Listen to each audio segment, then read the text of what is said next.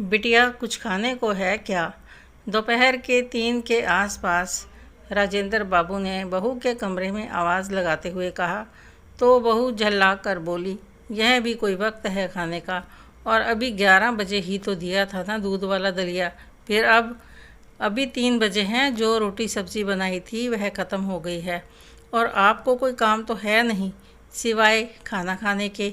रसोई है या कोई फैक्ट्री जो आपके लिए 24 घंटे चलती रहेगी?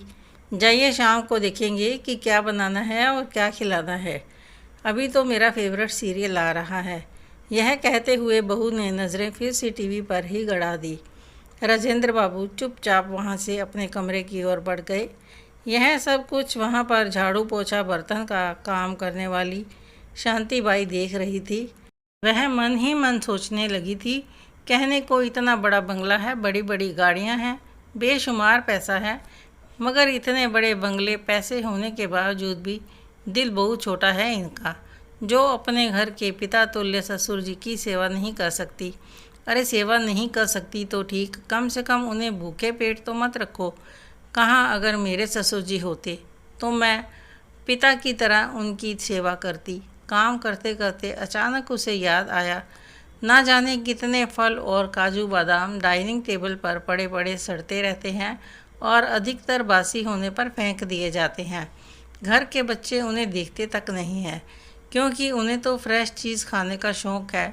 उस पर आजकल जंक फूड, वह तो उन चीज़ों के शौकीन हैं। ये फल मेवे को देखकर भी अनदेखा कर देते हैं। जहाँ साहब को अपने काम से फुर्सत नहीं है, वहीं मालकिन को अपनी किटी पार्टी से, तो वह क्या कहेंगे और क्या दिखेंगे। बेचारे बुजुर्ग दादाजी, उनका तो मुंह बिना दांतों की बस्ती है। उनकी दाल तो खिचड़ी दलिया से ही गल सकती है, तो वह क्या करेंगे यह फल मेवे। तभी कुछ सोचते हुए शांति का चेहरा खिल उठा। उसने तुरंत एक मुट्ठी भर मेवा मिक्सी में पीसे और ज़रा से दूध के साथ एक पके हुए केले को मिक्सी में डाला। गाढ़ा सा शेक बनाकर राजेंद्र बाबू को पकड़ाया और बोली, चुपचाप खा लीजिए बाबूजी, आपको भूख लगी है ना? अब प्यासे को थोड़ा पानी मिल जाए तो वह अमृत समान होता है। बुजुर्ग राजेंद्र बाबू भीगी हुई आंखों को साफ करते हुए उसे बड़ी तेजी से खाने लगे। उन्हें संतुष्टि के साथ खाते देखकर शांति को भी बेहद सुकून मिल रहा था। ऐसे में अब यह रोज़ का नियम सिलसिला हो गया था। शांति रोज़ दोपहर में टीवी से चिपकी बहू की नज़र बचाकर ऐसे ही फल मेवा बुजुर्ग राजेंद्र बाबू को दे देती। कभी आते जाते बच्चे यह सब देख लेते तो सोचते कि दादाजी की आंखें कितनी कमज़ोर हो गई हैं, जो मम्मी जी की जगह काम वाली से ना जाने क्या क्या मांग कर खाते रहते हैं। वहीं दूसरी ओर घर की बहू यह सोचकर खुश होती कि मेरी डांट डपट से बूढ़े ससुर जी काबू में रहते हैं।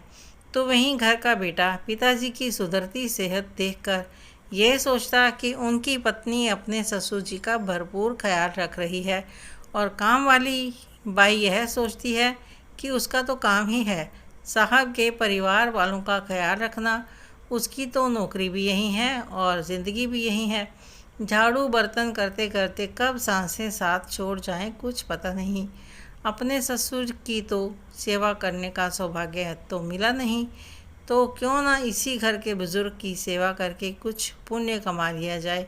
उधर राजेंद्र बाबू ये सोचते कि अब क्या सोचना समझना है, दिन ही तो काटने हैं। भूखे रहकर मरने से तो अच्छा है कि जो कोई भी सेवा सम्मान दे रहा है वह ले लो।